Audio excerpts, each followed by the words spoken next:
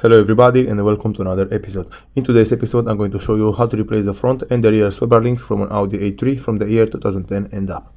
First, what I recommend you all to do is to lift both of the wheels up. Doesn't matter on which side you are starting first. And for example, if you start in the front side, I recommend you guys to lift both of the wheels up, because in this way the tension will no longer be onto the sway bar link and it will be a little bit easier for you and for me to remove the sway bar links and replace them. The manufacturer which I choose to go with is Lanforder. I also recommend you guys to buy a Lanforder because this is the best merch which you can buy for your car. They are making the best quality parts for your car, and in some cases they even make parts better than the OEM. So this is why I choose Lanforder. Of course they are a little bit expensive than other merches like TRV or Bosch or any other merches, but they are the best thing which you can buy for your car. So if you want to take very good care of your car, I recommend you guys to buy the best parts.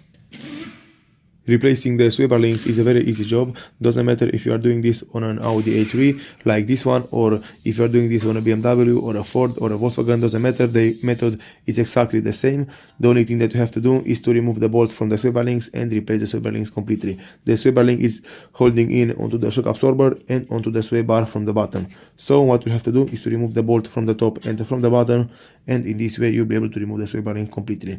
I also recommend you guys to lift both of the wheels up, as I told you in the beginning of this video, because in this way the tension will no longer be onto the sway bar, and in this way you will be able to remove the sway bar link without having the need to push the bar or to pry it with a metal bar or something like that. So first what we'll have to do is to clean the threads very good, because if you clean the threads where the bolt will be removed, the bolt will come out a little bit easier than the usual. Right here, as you can see, I'm trying to remove the bolt with my impact gun, but it's not working. It's not working because the bolt is also spinning with the nut. So what I have to do right here is to take an M8, something like that, I think it is, M8, and I will have to put it inside the bolt, and with a 18mm wrench I will have to remove the nut from the bolt. So in this way, just look what I'm doing, just follow what I'm doing right here, and you'll be good to go.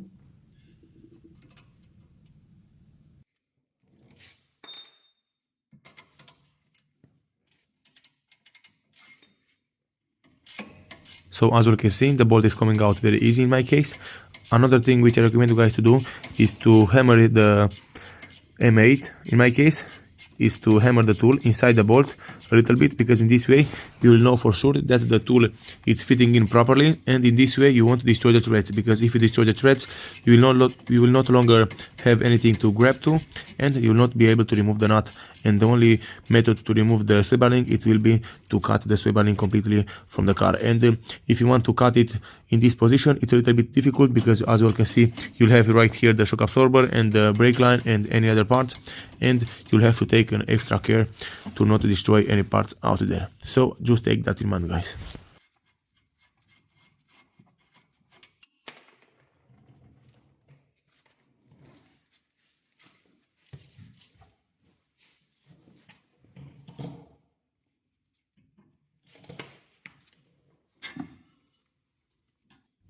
So moving forward, the bottom part of the sway bar links is this one, and in order for you to remove this part, you'll have to follow the exact same steps as for the top part. You'll have to put the tool inside the bolt, and you'll have to use the 18mm socket or wrench, or doesn't matter which tool you are using, and remove the nut from the sway bar link. It's not necessarily important for me to explain everything in this moment, because the job is very simple, and I don't think, guys, you need any more explications on this type of job. From here, just follow what I'm doing, just follow my steps, and you'll be good to go, and you'll be able to remove it on your car or on any other car out there very easy and very fast.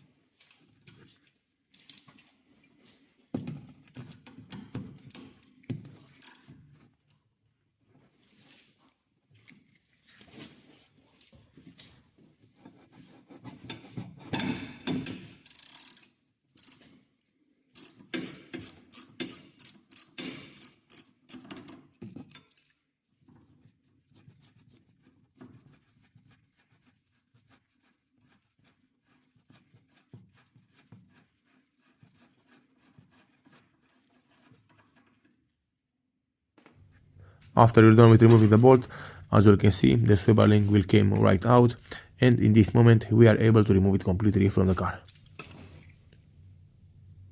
Another thing which I recommend you all to do is to measure and it's to compare the old part with the new part and see if the size is the same, if the length is the same, and if the part is exactly the same as the old part, because you don't want to do all of this job and realize that the new part which you bought for the car is not exactly the same as the old part and is not fitting on your car. So just take that in mind.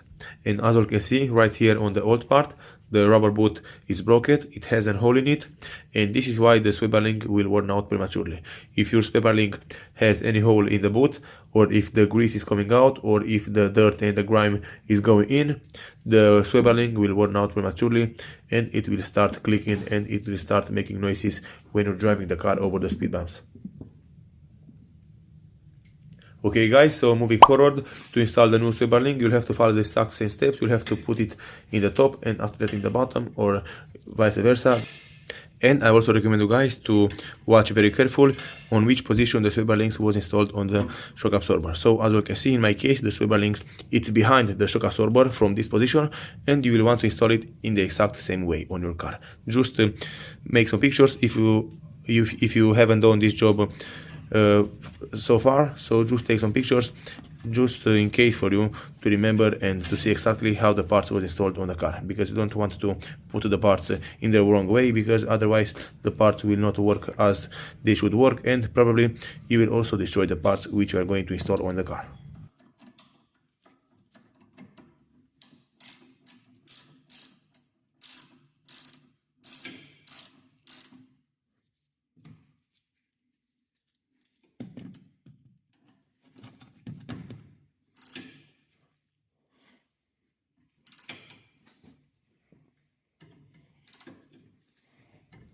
Okay everybody, so as you can see, I'm done with the bottom part.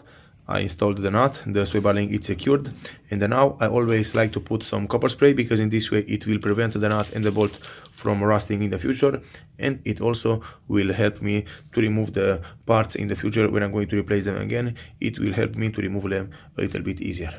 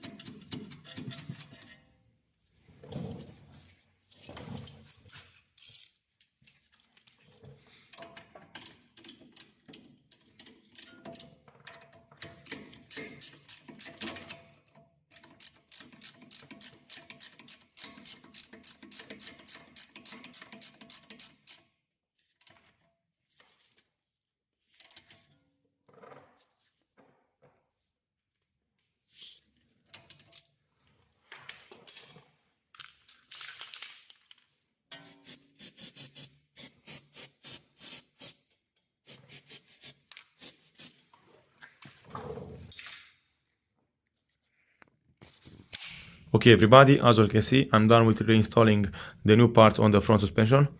I replaced the swivel links from the front part of the vehicle, and now I'm going to go in the back side and I'm going to show you guys how to replace the back swivel links on this car.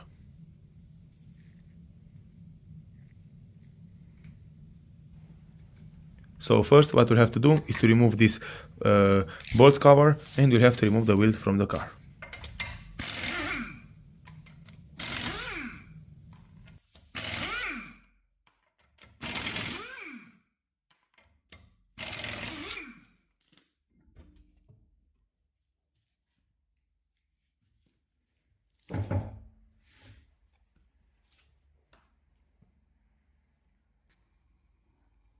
So the rear swivel links on this car are installed right here behind the spring. This is how they are looking. They are very small, as you can see, and in order for you to remove them, you'll have to follow the exact same steps as for the swivel links from the front of the vehicle. You'll have to use the same tools. In my case, as you can see, it's a little difficult to remove the bolt because the bolt is seized up, because the swivel links haven't been replaced in I think 3 or 4 years, something like that, and they are all rusty. And as you can see, the bolt is spinning with the nut together. So in my case, I'm going to use the M8 to put it inside the bolt, just to hold it from not moving when I'm trying to remove the nut.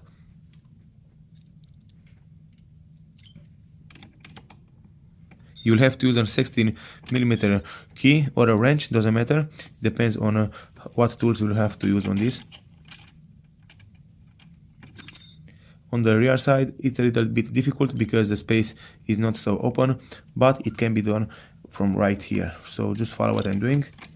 As you can see, when I'm trying to remove the nut from the bolt, the tool which I installed inside the bolt just broke, and I meaning not my tool broke, it broke the bolt itself. So just look right here. So right now the bolt just broke,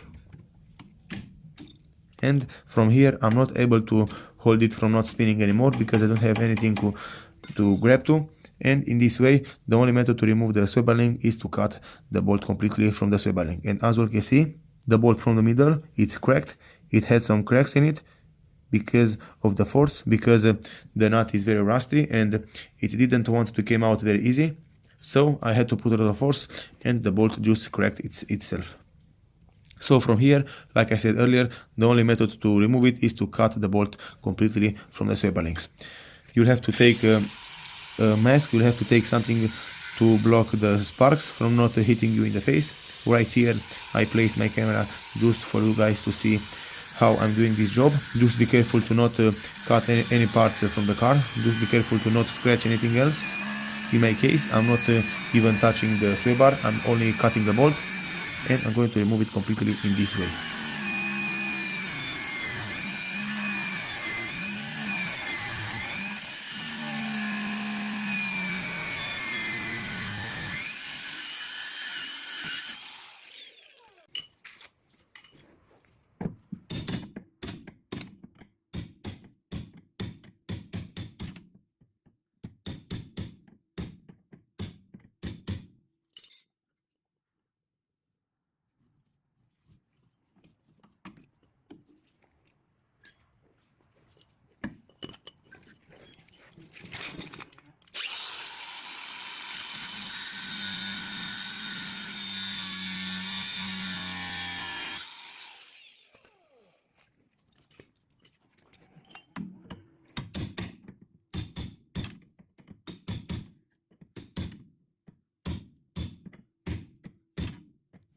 So I didn't have enough space to cut the bolt completely with my grinder, so I only cut it in half.